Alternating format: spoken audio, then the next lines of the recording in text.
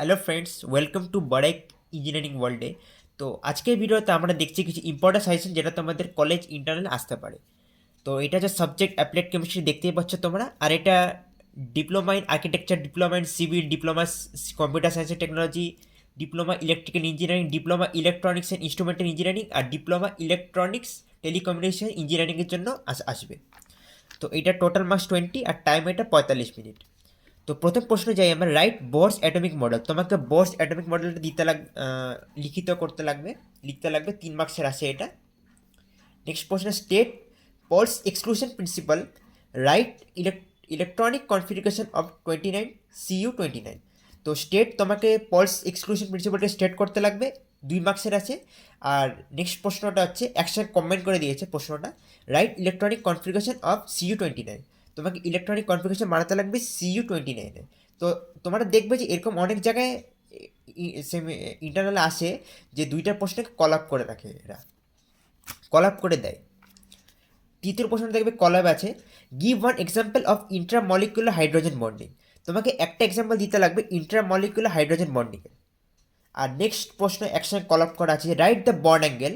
তোমাকে লিখতে লাগবে বন্ড অ্যাঙ্গেল অ্যান্ড স্ট্রাকচার বানাতে লাগবে অফ BF3 মলিকুল। তোমাকে লিখতে লাগবে বন্ড অ্যাঙ্গেল কি, আর না, প্রথমে তোমাকে বন্ড অ্যাঙ্গেল লিখতে লাগবে আর স্ট্রাকচার বানাতে লাগবে BF3 মলিকিউলের। এটাও বন্ড অ্যাঙ্গেলটা 1 মার্কস আর স্ট্রাকচার বানাতে লাগে BF3 মলিকিউলে, এটাও 1 মার্কস। তো 1 2 3, তো 3 মার্কসের আছে। ঠিক আছে। চতুর্থ প্রশ্ন আছে, ডিফাইন মলারিটি অফ এ সলিউশন। তোমাকে সলিউশনের মলারিটি লিখতে লাগবে 1 মার্কসের জন্য।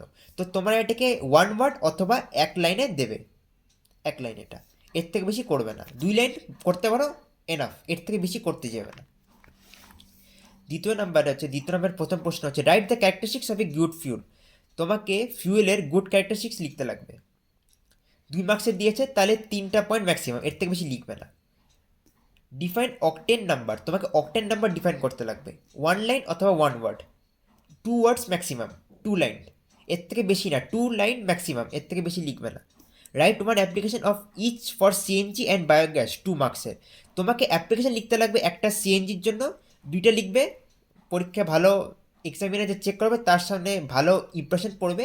আর বায়োগ্যাসের জন্য 2টা লিখবে, ইমপ্রেশন ভালো করবে। Write the function of lubricant. তোমাকে ফাংশন লিখতে হবে লুব্রিক্যান্টের। 2 মার্কস দিয়েছে, তাহলে 3টা পয়েন্ট ম্যাক্সিমাম। ঠিক আছে, যদি যদি 4টা মার্কস দিতে তাহলে 5টা পয়েন্ট ম্যাক্সিমাম।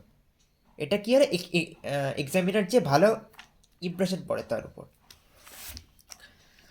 আর হচ্ছে চতুর্থ প্রশ্ন হচ্ছে লাস্টে 2 নম্বরে, define flash point and poor point. তোমাকে ফ্ল্যাশ পয়েন্ট আর পোর পয়েন্টকে ডিফাইন করতে লাগবে। ফ্ল্যাশ পয়েন্ট ডিফাইন করতে 2 মার্কস দিয়েছে, তাহলে তোমাকে 3টা পয়েন্ট লিখতে লাগবে ম্যাক্সিমাম, তাহলে তুমি ভালো নাম্বার পাবে। আর পোর পয়েন্টে 1টা মার্কস, মানে 1 লাইন লিখতে পারবে, ভালো হবে। তো আমি একটা নোট বলে দিচ্ছি ভিডিওতে, এটা হচ্ছে ফার্স্ট সেমিস্টার যারা যারা আছে, ফার্স্ট সেমিস্টার না, ফার্স্ট সেমিস্টার ইন্টারনাল পেপার, এটা প্রিভিয়াস সেট থেকে আমি বানিয়েছি। তো আমি এখানে বলে দিচ্ছি যে হচ্ছে, আমি এখানে মেনশন করবো না এটা কোন ইয়ার ইম্পর্টেন্ট কোশ্চেন, ইন্টারনালের কোন কলেজের ইন্টারনাল প্রশ্ন, তাহলে কি কপিরাইট আসতে পারে অথবা ভিডিওটা ডিলিটও হয়ে যেতে পারে। আমার 3টা চ্যানেল আছে, ইনস্টাগ্রাম, টেলিগ্রাম আর ইউটিউব চ্যানেল, তোমরা সবাই ফলো করে নিও। আর হচ্ছে ইউটিউবটাকে লাইক অ্যান্ড সাবস্ক্রাইবও করে দিও যদি তোমাদের ভালো লাগে আর ভিডিওটা ইনফরমেটিভ লাগে। এই সেশনটা হচ্ছে যারা যারা পলিটেকনিক নতুন ভর্তি নিয়েছো এই বছর 2025-26-এ, যারা 10th পাস করে, জেক্সপো এক্সাম তো হলো না, আগের বারও 2024-25-এ হয়নি, তো জেক্সপো এক্সামে যারা যারা মেরিট লিস্টে আসছে নাম, তারা তারা পলিটেকনিক কলেজে ভর্তি হয়েছো, তোমাদের কেমিস্ট্রিতে এরকমই ইন্টারনাল পেপার আসবে তোমাদের। ঠিক আছে। তো ভিডিওটা ভালো লাগলে লাইক করে দিও, শেয়ার করে দিও। আর এটা প্রথম পার্ট, আরেকটা ইন্টারনাল পেপার আমি কেমিস্ট্রির দেবো। তো তোমরা চ্যানেলটাকে স্টে টিউন করে থাকবে, ঠিক আছে।